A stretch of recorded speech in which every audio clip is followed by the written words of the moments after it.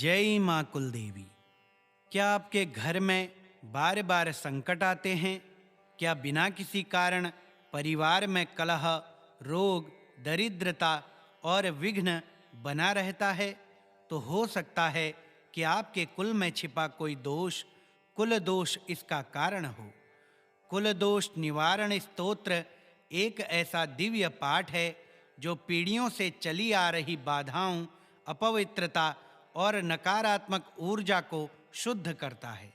ये स्तोत्र न केवल आपके कुल की शुद्धि करता है, बल्कि परिवार को सुख, शांति और समृद्धि की ओर अग्रसर करता है। तो आइए श्रद्धा से इस स्तोत्र का श्रवण करें और अपने कुल की रक्षा, शांति और उन्नति के लिए यह दिव्य उपाय अपनाएं। श्री कुलदोष निवारण स्तोत्रम्। नमः कुलत्राणकर्त्रे दुःखनाशाय धीमता शरणागत पालकाय नाथाय कुलनायका विनाशयामि दोषं मे यद्भवेत् कुलसञ्चितं त्वं हि कुलगतिं दाता त्वं मे भक्तिप्रदायकः कुलक्लेशविनाशाय स्तोत्रं ह्येतत् पठेद्यथा तस्मिन् वसे सुखं लक्ष्मी शान्तिरायतमागते मातृपक्षपितृपक्षे यन्मे दोषः प्रकल्पिता तं समूलं विनाश्यत्वं कुरु मे शुभमावहम्। गर्भे जातौ विवाहे च जीवनस्य शुभे क्षणे कुलदोषः न बाधेत भवत्वं मम रक्षकः। नरकं न गमिष्यामि कुलदोषप्रभावतः यस्य त्वं सन्निधौ तिष्ठे तस्य नाशः कुतो भयम्। कुलाचारविहीनस्य पापिनश्च महानता संसारबन्धमोचं त्वं देहि मे त्राणकारका। कुलदेव प्रभो नित्यं त्वामहं श्रद्धया मुदा स्तोत्रेणानेन सन्तुष्टं पालयस्व सदा मम। अशुभं कुयोगसमेतं नश्यतु मे कुलस्थितं दोषाणां विनिवृत्तिः स्यात् स्तोत्रस्य श्रवणेन च। कुलस्य सर्वरक्षायै प्रसीद परमेश्वर एष मे नित्यवन्द्यः स्यात् कुलदोषविनाशकः।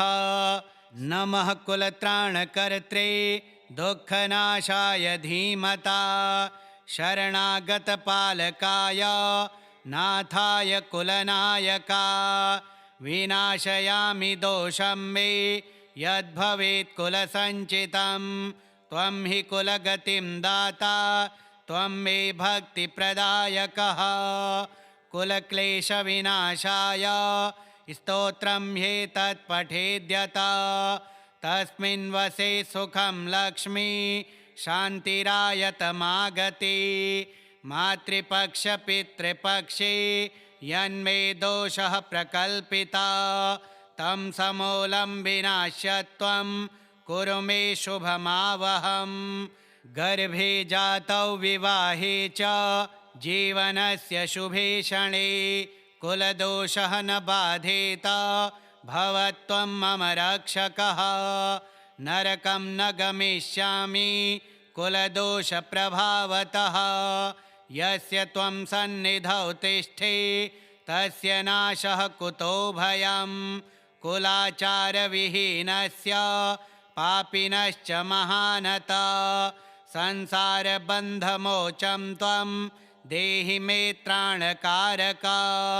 कुलदेव प्रभो नित्यं त्वामहं श्रद्धया मुदा स्तोत्रेणानेन सन्तुष्टं पालयस्व सदा मम।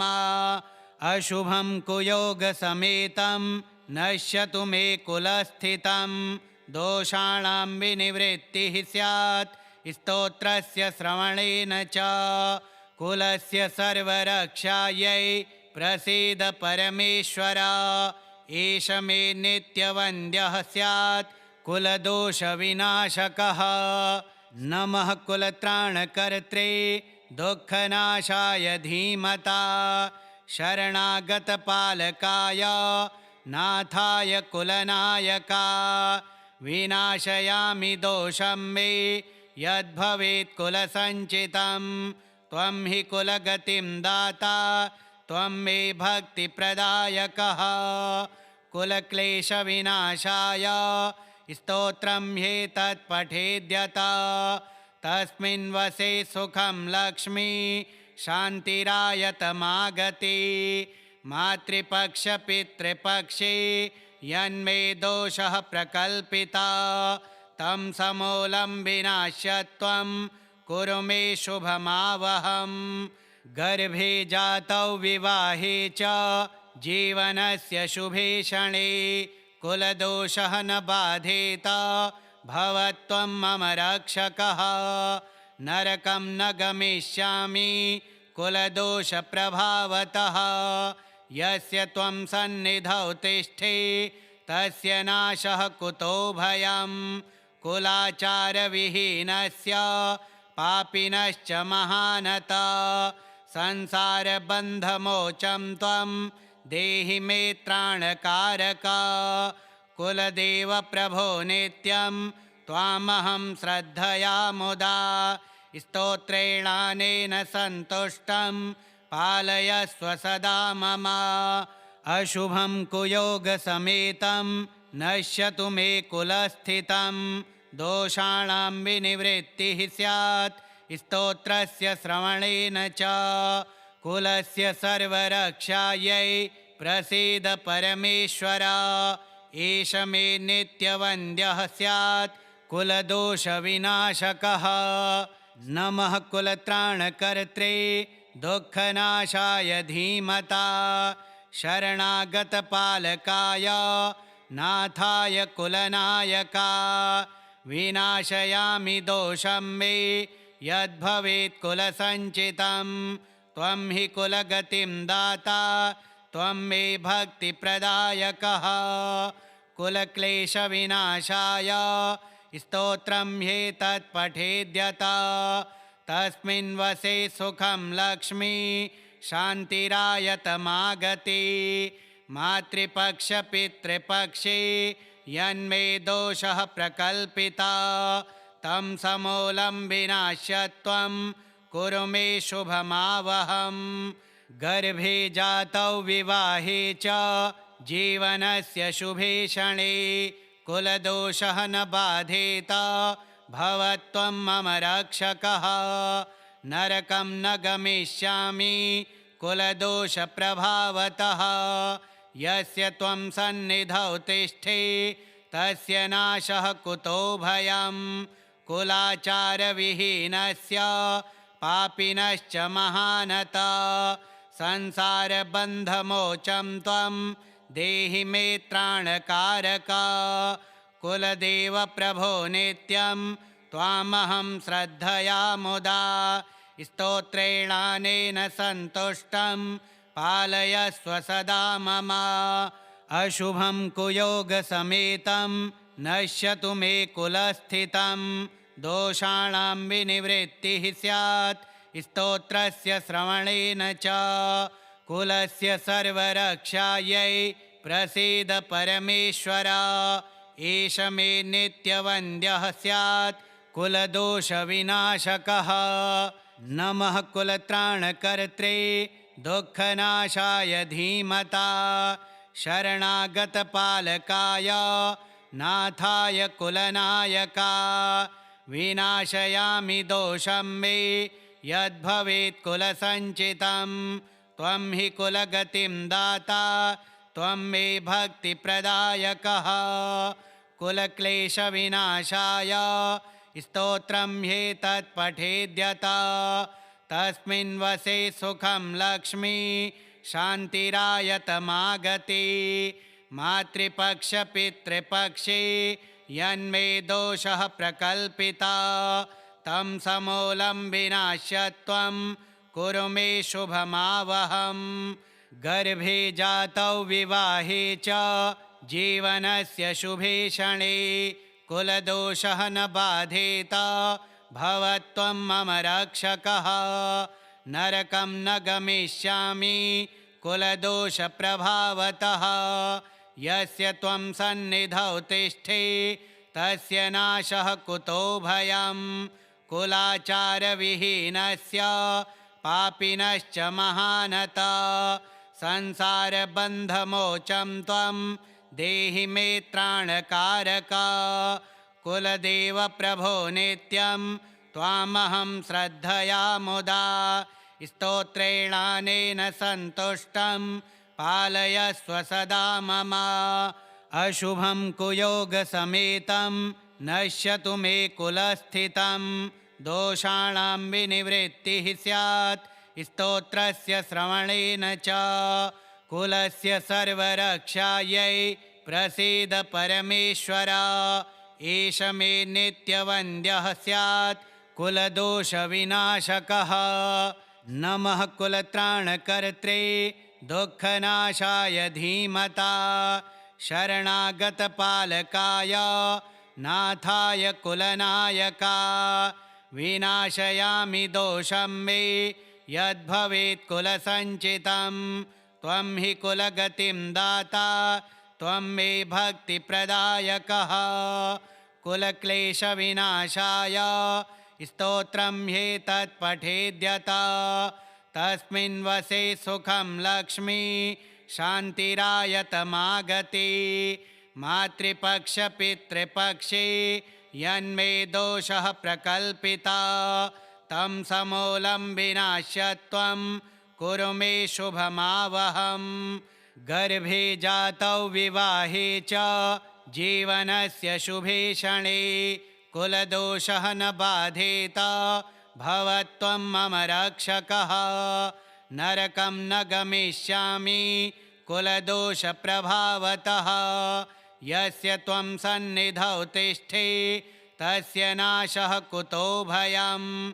कुलाचारविहीनस्य पापिनश्च महानता संसारबन्धमोचं त्वं देहि मे त्राणकारका। कुलदेव प्रभो नित्यं त्वामहं श्रद्धया मुदा। स्तोत्रेणानेन सन्तुष्टं पालयस्व सदा मम। अशुभं कुयोगसमेतं नश्यतु मे कुलस्थितं। दोषाणां विनिवृत्तिः स्यात् स्तोत्रस्य श्रवणेन च। कुलस्य सर्वरक्षायै प्रसीद परमेश्वर।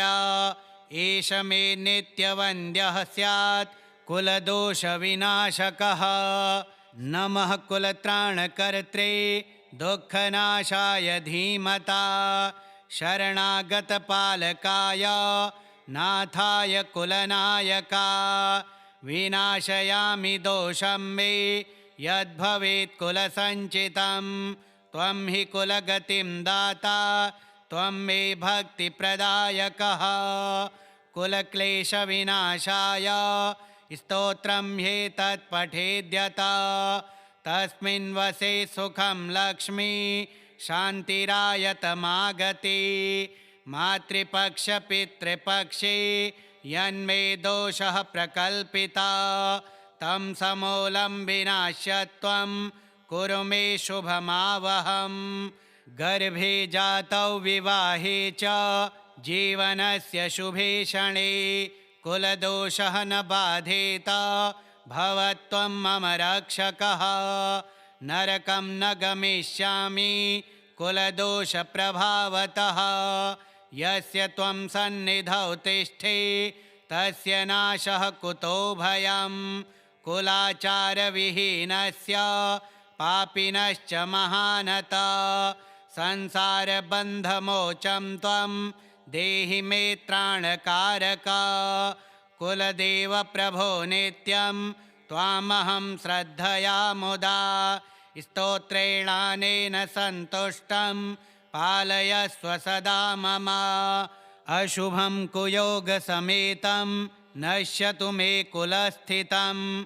दोषाणां विनिवृत्तिः स्यात् स्तोत्रस्य श्रवणेन च।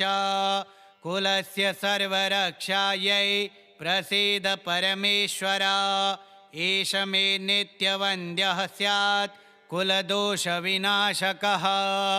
नमः कुलत्राणकर्त्रे दुःखनाशाय धीमता शरणागतपालकाय नाथाय कुलनायका। विनाशयामि दोषं मे यद्भवेत् कुलसञ्चितं त्वं हि कुलगतिं दाता त्वं मे भक्तिप्रदायकः।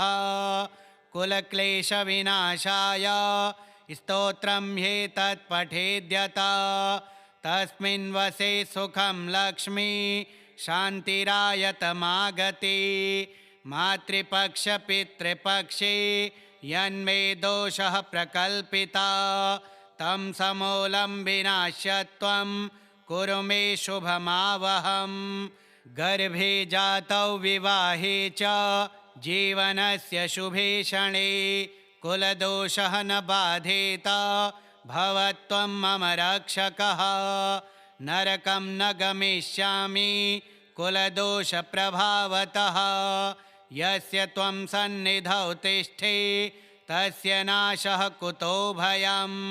कुलाचारविहीनस्य पापिनश्च महानता संसारबन्धमोचं त्वं देहि मे त्राणकारका। कुलदेव प्रभो नित्यं त्वामहं श्रद्धया मुदा स्तोत्रेणानेन सन्तुष्टं पालयस्व सदा मम। अशुभं कुयोगसमेतं नश्यतु मे कुलस्थितं दोषाणां विनिवृत्तिः स्यात् स्तोत्रस्य श्रवणेन च। कुलस्य सर्वरक्षायै प्रसीद परमेश्वर एष मे नित्यवन्द्यः स्यात् कुलदोषविनाशकः। नमः कुलत्राणकर्त्रे दुःखनाशाय धीमता शरणागतपालकाय नाथाय कुलनायका। विनाशयामि दोषं मे यद्भवेत् कुलसञ्चितं त्वं हि कुलगतिं दाता त्वं मे भक्तिप्रदायकः। कुलक्लेशविनाशाय स्तोत्रं ह्येतत् पठेद्यथा तस्मिन् वसे सुखं लक्ष्मी शान्तिरायतमागते। मातृपक्षपितृपक्षे यन्मे दोषः प्रकल्पिता तं समूलं विनाश्यत्वं कुरु मे शुभमावहम्। गर्भे जातौ विवाहे च जीवनस्य शुभे क्षणे कुलदोषः न बाधेत भवत्वं मम रक्षकः। नरकं न गमिष्यामि कुलदोषप्रभावतः यस्य त्वं सन्निधौ तिष्ठे तस्य नाशः कुतो भयं। कुलाचारविहीनस्य पापिनश्च महानता संसारबन्धमोचं त्वं देहि मे त्राणकारका। कुलदेव प्रभो नित्यं त्वामहं श्रद्धया मुदा स्तोत्रेणानेन सन्तुष्टं पालयस्व सदा मम। अशुभं कुयोगसमेतं नश्यतु मे कुलस्थितं दोषाणां विनिवृत्तिः स्यात् स्तोत्रस्य श्रवणेन च। कुलस्य सर्वरक्षायै प्रसीद परमेश्वर एष मे नित्यवन्द्यः स्यात् कुलदोषविनाशकः। नमः कुलत्राणकर्त्रे दुःखनाशाय धीमता शरणागतपालकाय नाथाय कुलनायका। विनाशयामि दोषं मे यद्भवेत् कुलसञ्चितं त्वं हि कुलगतिं दाता त्वं मे भक्तिप्रदायकः। कुलक्लेशविनाशाय स्तोत्रं ह्येतत् पठेद्यथा तस्मिन् वसे सुखं लक्ष्मी शान्तिरायतमागते। मातृपक्षपितृपक्षे यन्मे दोषः प्रकल्पिता तं समूलं विनाश्यत्वं कुरु मे शुभमावहम्। गर्भे जातौ विवाहे च जीवनस्य शुभे क्षणे कुलदोषः न बाधेत भवत्वं मम रक्षकः। नरकं न गमिष्यामि कुलदोषप्रभावतः। यस्य त्वं सन्निधौ तिष्ठे तस्य नाशः कुतो भयं। कुलाचारविहीनस्य पापिनश्च महानता संसारबन्धमोचं त्वं देहि मे त्राणकारका। कुलदेव प्रभो नित्यं त्वामहं श्रद्धया मुदा स्तोत्रेणानेन सन्तुष्टं पालयस्व सदा मम। अशुभं कुयोगसमेतं नश्यतु मे कुलस्थितं दोषाणां विनिवृत्तिः स्यात् स्तोत्रस्य श्रवणेन च। कुलस्य सर्वरक्षायै प्रसीद परमेश्वर एष मे नित्यवन्द्यः स्यात् कुलदोषविनाशकः। नमः कुलत्राणकर्त्रे दुःखनाशाय धीमता शरणागतपालकाय नाथाय कुलनायका। विनाशयामि दोषं मे यद्भवेत् कुलसञ्चितं त्वं हि कुलगतिं दाता त्वं मे भक्तिप्रदायकः। कुलक्लेशविनाशाय स्तोत्रं ह्येतत् पठेद्यथा तस्मिन् वसे सुखं लक्ष्मी शान्तिरायतमागते। मातृपक्षपितृपक्षे यन्मे दोषः प्रकल्पिता तं समूलं विनाश्यत्वं कुरु मे शुभमावहम्। गर्भे जातौ विवाहे च जीवनस्य शुभे क्षणे कुलदोषः न बाधेत भवत्वं मम रक्षकः। नरकं न गमिष्यामि कुलदोषप्रभावतः। यस्य त्वं सन्निधौ तिष्ठे तस्य नाशः कुतो भयं। कुलाचारविहीनस्य पापिनश्च महानता संसारबन्धमोचं त्वं देहि मे त्राणकारका। कुलदेव प्रभो नित्यं त्वामहं श्रद्धया मुदा स्तोत्रेणानेन सन्तुष्टं पालयस्व सदा मम। अशुभं कुयोगसमेतं नश्यतु मे कुलस्थितं दोषाणां विनिवृत्तिः स्यात् स्तोत्रस्य श्रवणेन च। कुलस्य सर्वरक्षायै प्रसीद परमेश्वर एष मे नित्यवन्द्यः स्यात् कुलदोषविनाशकः। श्रीग्रहयामले तन्त्रे कुलदोषनिवारणस्तोत्रं श्रीकुलदेव्यार्पणमस्तु।